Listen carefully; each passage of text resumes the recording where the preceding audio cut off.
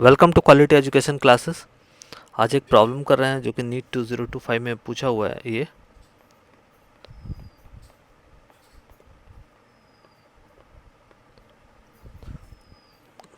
Problem में देखिए क्या इन्फॉर्मेशन दिया हुआ है। Inform rod of mass 20 kg leans against a smooth vertical wall making an angle 60 degree with it. The other end rests on a rough horizontal floor. The friction force that the floor exerts on the rod. ऐसा है क्या सेप एक rod है जो कि ये वाला जो सरफेस है वो स्मूथ है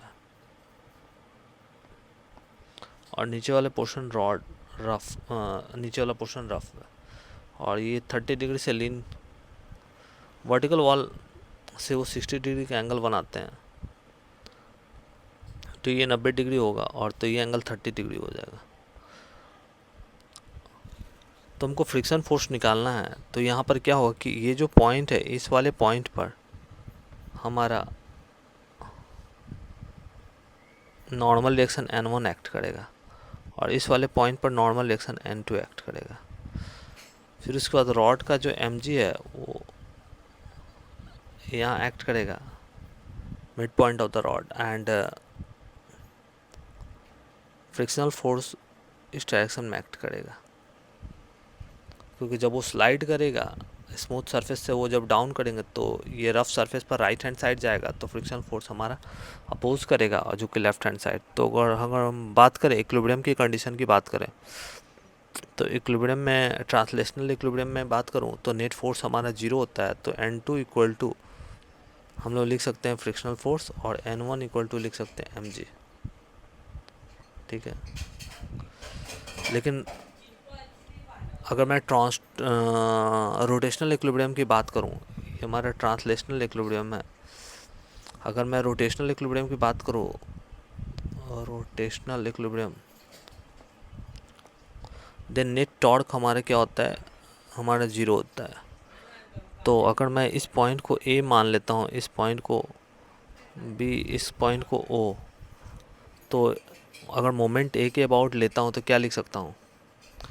तो टोटल लेंथ हमारा L है। यहाँ पर आप देख सकते हैं, फिर से मैं उस डायग्राम को ड्रॉ कर रहा हूँ।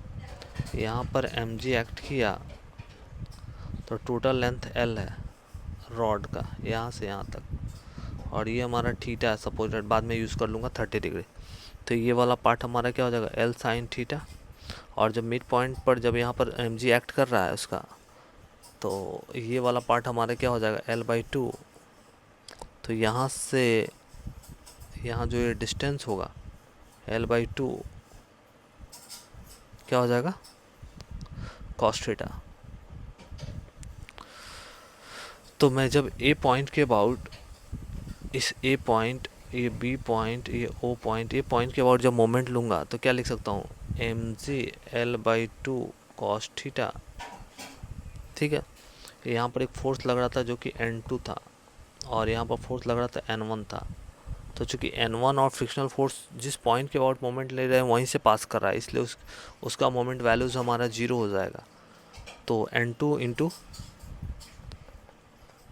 इंटू क्या हो जाएगा L साइन थीटा। तो यहाँ से मैं L काट देता हूँ तो N2 इक्वल टू हो जाएगा mg/2 into cos theta by sine theta और cos theta by sine theta होता है कॉट थीटा। तो mg/2 इंटू कॉट थीटा। अब थीटा का वैल्यू, अब चूँकि मैंने आपको पहले बताया कि N2 हमारा क्या है फ्रिक्शनल फोर्स के बराबर है, तो N2 ही हमारा फ्रिक्शनल फोर्स हो जाएगा और N2 equal to frictional force equal to mg/2 cot theta. अभी मैं क्या करूँगा,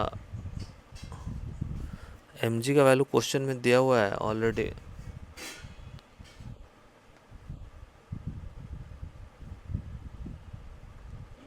ट्वेंटी के जी है, ठीक है, 20 kg का रॉड है और g का वैल्यू यूज़ करना है 10।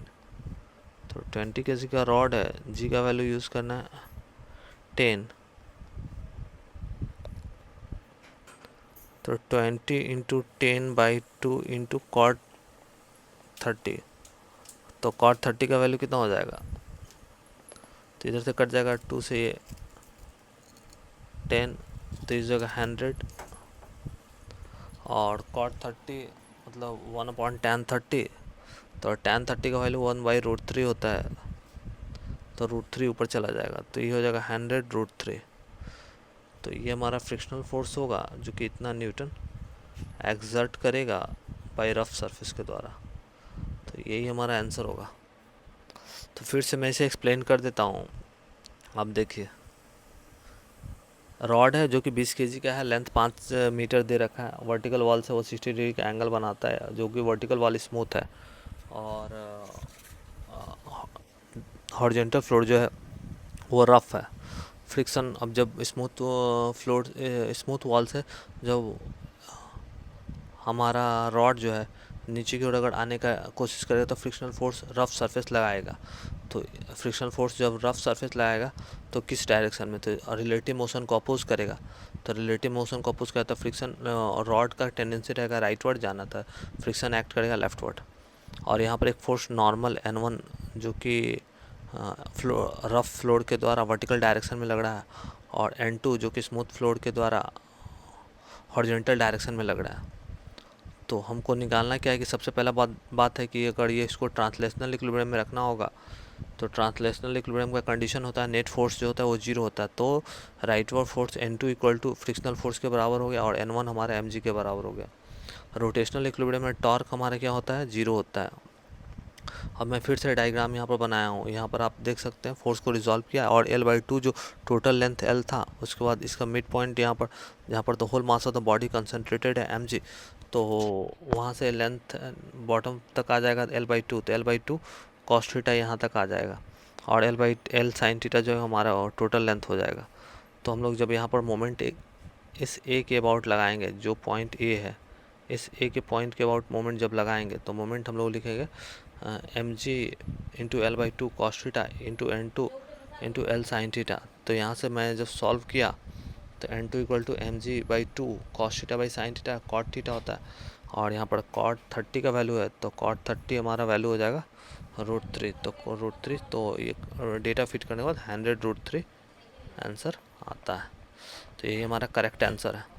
तो हम अपने चैनल पर JEE मेंस, नीट और JEE एडवांस का PYQ डिस्कस करते रहेंगे। हम